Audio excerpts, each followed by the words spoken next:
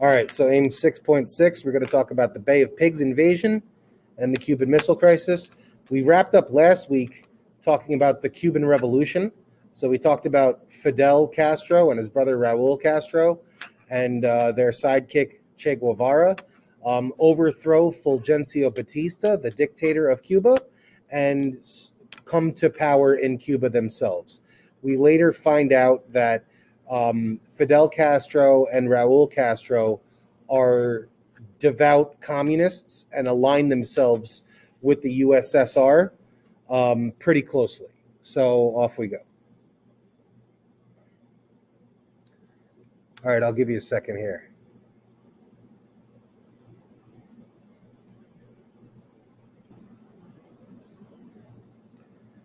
All right, so now that the United States kind of is aware of what Castro's affiliations are and who his friends are, the United States hatches a plan to kind of take action.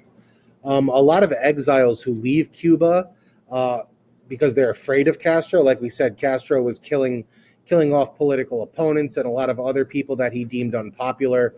A lot of people fled Cuba and they ran. Okay, many of them to the U.S. because it's so close geographically.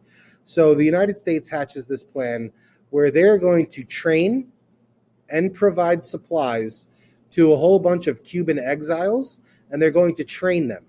And they're going to train them to basically invade Cuba and overthrow Castro's regime and kind of install a government that is more U.S. friendly. I guess supplies and training is really all the U.S. is willing to do as far as help. The rest of it's going to be up to this group of Cuban exiles. So the U.S. does not provide air support or any other direct military intervention, and that's probably the reason why it fails. So the United States hatches this plan, and the Cuban exiles fail, and while it was meant to be kind of a secretive operation for the U.S., it is one of the world's worst kept secrets. Everyone is pretty clear that the U.S. has played a significant role in this event and that the U.S. has trained and supplied this group of exiles who have landed in Cuba in an attempt to kind of overthrow Castro. So they land these troops on the shores of Cuba, and these troops try to fight their way in a little bit, but it's a huge failure. They don't get very far. They get nowhere near Castro, really. And this kind of invasion of sorts is shut down and fails almost before it begins. And everyone knows that the U.S. has their kind of fingerprints all over this. This is not something that is just done by this group on their own. They are aware that the U.S. has sponsored this mission, and they are going to take exception to it. So now you have to think of this from Cuba's perspective and Castro. If you put yourself in Castro's shoes, it seems pretty clear that the U.S. wants Castro gone, and it seems pretty clear that the U.S. is willing to do certain things in order to get Castro out of Cuba. So what does Castro do? Who can he ask for help? The answer is obvious. If it's not going to be the U.S., it's going to be his communist friends from around the world, the Russians. And this is when things get tricky.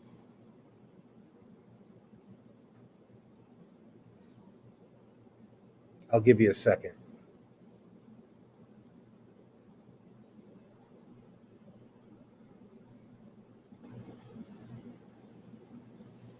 All right, so the U.S. is clearly willing to sponsor some kind of invasion.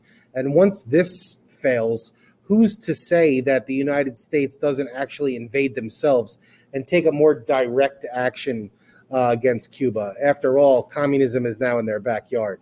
So the Russians hatch a plan. They say, okay, Castro and Cuba, you're really, really afraid of the U.S. invading. Here's how we can prevent the U.S. from invading. How about you let us install nuclear missile sites in Cuba? This will certainly prevent the U.S. from ever invading again, because if and when they do, we will just launch those nuclear missiles at America. And this is really scary. Needless to say, the U.S. the threat of nuclear war has never been so close. It's always, like we said, around the other side of the world. And even with the technology that exists at the time for most of the Cold War, and especially at this time in the early 60s, the Russians don't really have a legitimate ability to launch nuclear weapons at America. Essentially, the technology limits the range of the nuclear warheads that the Soviet Union has at their disposal. That's because they're all located in far off places. But if nuclear missile sites were to become operational in Cuba, that puts the entire mainland country of America in range, with the exception of the far extreme Pacific Northwest. So places like the state of Washington and Oregon, like up there. Other than that, every other major American city and state is within range of Soviet nuclear warheads if these missile sites become operational.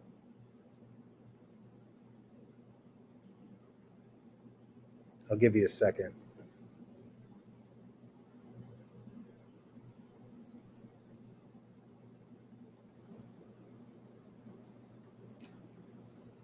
Needless to say, it's in the United States' best interest to make sure that these missile sites never become fully operational.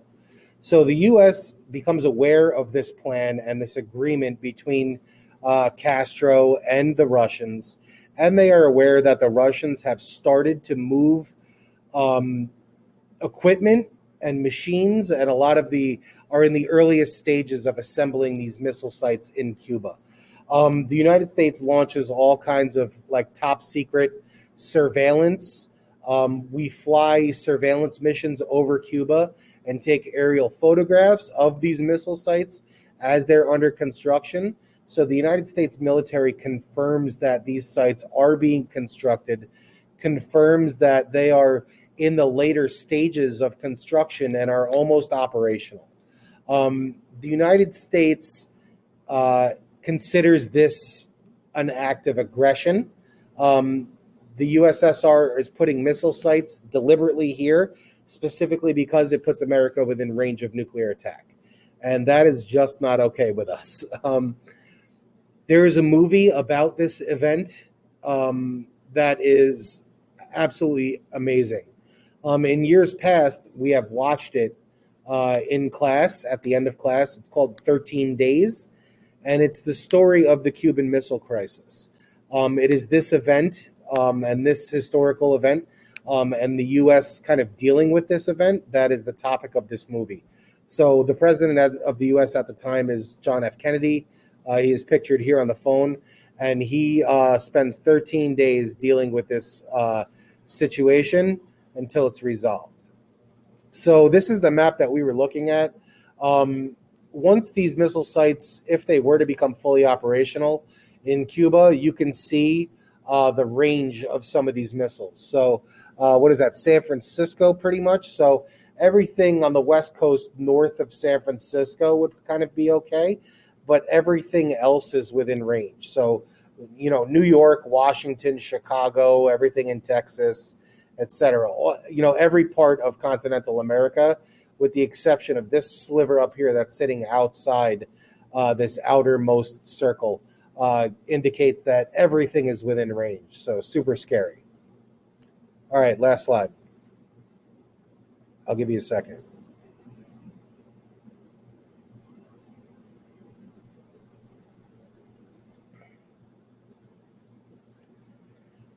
So what's the U.S. going to do? They decide what they're going to do is they're going to establish a kind of blockade. Even though they don't use the word blockade, they use the word quarantine, because blockade is actually defined as a wartime maneuver. So if the United States announces their maneuver as a blockade, that's kind of a signal to the rest of the world that the U.S. is at war, or at least they consider themselves to be at war. So they use the word quarantine instead. But essentially what they do is they send the Navy out to this area that you see on the map here. And everything on this purple arc is this blockade of sorts, if you will.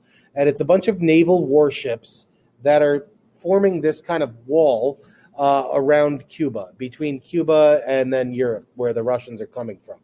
So basically what's going to happen is any Russian vessel that is approaching Cuba is going to be inspected by the United States. And if they refuse to stop for inspection, or if they are inspected and found to be carrying materials related to these missile sites, they will be turned back. If they decide to not stop, they will be fired upon. That is what the US tells the Russians.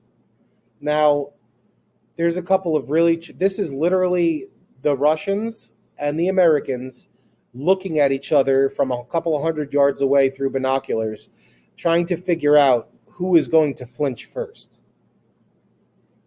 Are the Russians going to stop their ships and turn around? Are they going to allow themselves to be boarded by the US Navy and inspected?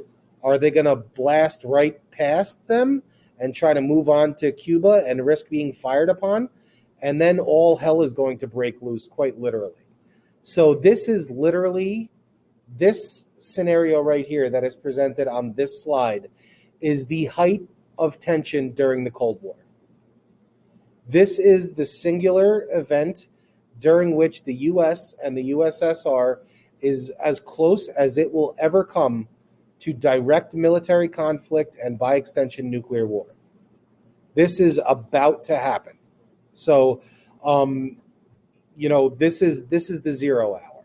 If the US and the USSR are going to go to war, it's going to be right here and right now.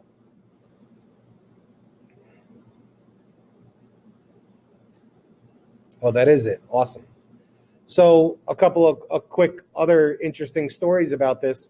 When the United States does the surveillance on Cuba to find out if they are actually building these missile sites, troops in Cuba that are securing those missile site locations actually fired on the American planes that are doing the reconnaissance. And the president actually makes a phone call to the crew that's flying these planes, and he tells them, make extra sure that you don't get shot at. And what he's really telling them in code is, if you do get shot at, don't report it. And why would Kennedy want to tell them that? It's because if those pilots came back and said that we were fired upon, the United States would have to shoot back. And then we're at war. That's the beginning. So if they can manage to take these pictures without being fired upon, that would be for the best, because then the U.S. would not be obligated to retaliate. So these pilots actually were fired upon when they took these pictures, and they came back and they refused to report that they were fired upon.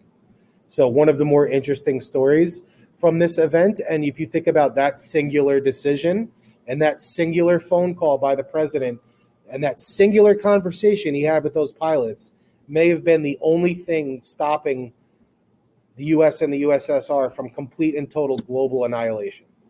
That's it. That's as close as we came. It's pretty remarkable.